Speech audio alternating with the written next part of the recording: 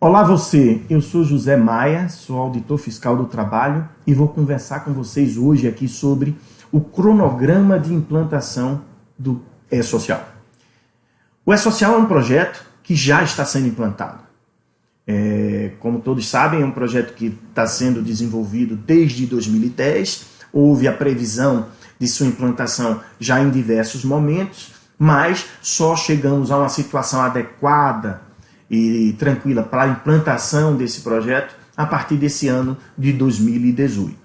A partir do começo de 2018, nós escolhemos para fazer a implantação no primeiro grupo de empresas.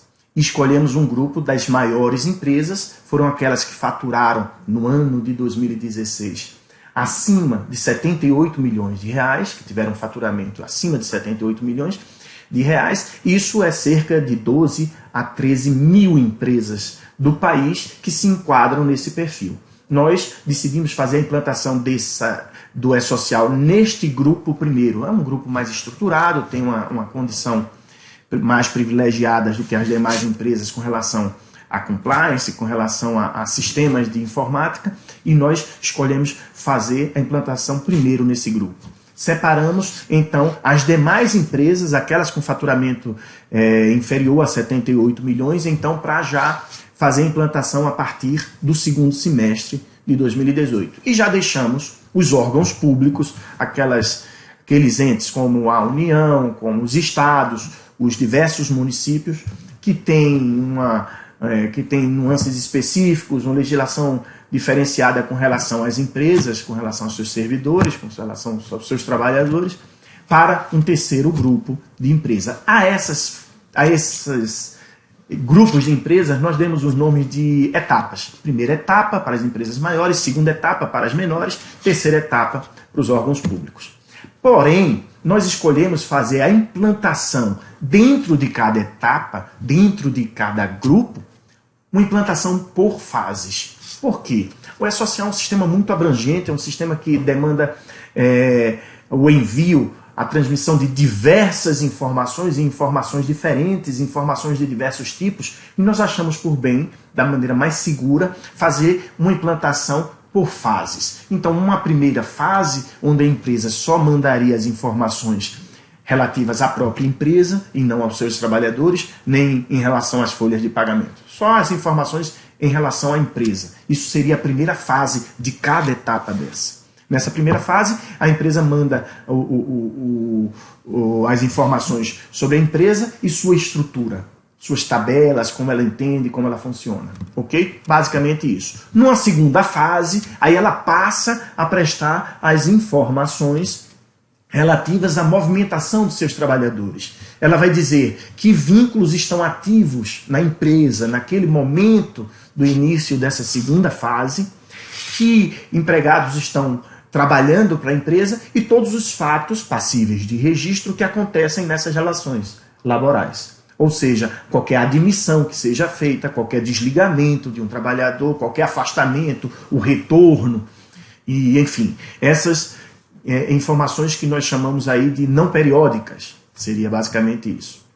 E numa terceira fase, que seria a do envio das informações relativas às folhas de pagamento. Ou seja, para esses trabalhadores, nós temos a registrar que eles trabalharam nesta competência, neste determinado mês, trabalharam isso, fizeram jus a essas verbas remuneratórias e também informar que pagamentos foram feitos nessa competência referentes aos trabalhos efetuados por esses trabalhadores. Ok? Seria essa terceira fase. A partir da terceira fase, nós estaríamos com praticamente todo o E-Social implantado. Primeiro os dados das empresas, depois as movimentações de trabalhadores, movimentos não periódicos, e depois os movimentos periódicos, que são os da folha de pagamento.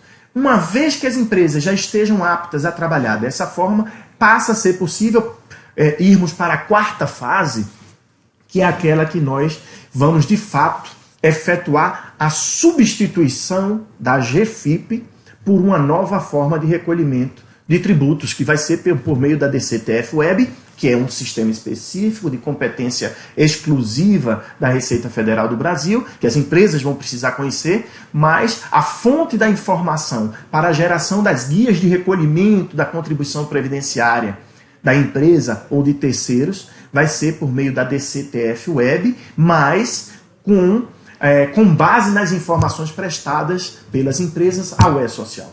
Esse é um conhecimento importante. Da mesma forma, a Caixa Econômica, com base nas informações prestadas no E-Social, vai permitir que a empresa gere suas guias de recolhimento do FGTS. Ok? O importante sabermos aqui é que o E-Social, que é essa nova forma de declaração e que se conclui a partir do fechamento da folha de pagamento de cada competência, vai ser a fonte originária para a geração das guias de recolhimento, tanto da contribuição previdenciária quanto do FGTS, por meio dos sistemas específicos, seja da Caixa, no caso da Receita Federal, no caso das contribuições previdenciárias, seja da Caixa Econômica Federal, no caso do FGTS. A implantação é feita por fases. Dentro de cada etapa haverá essas fases.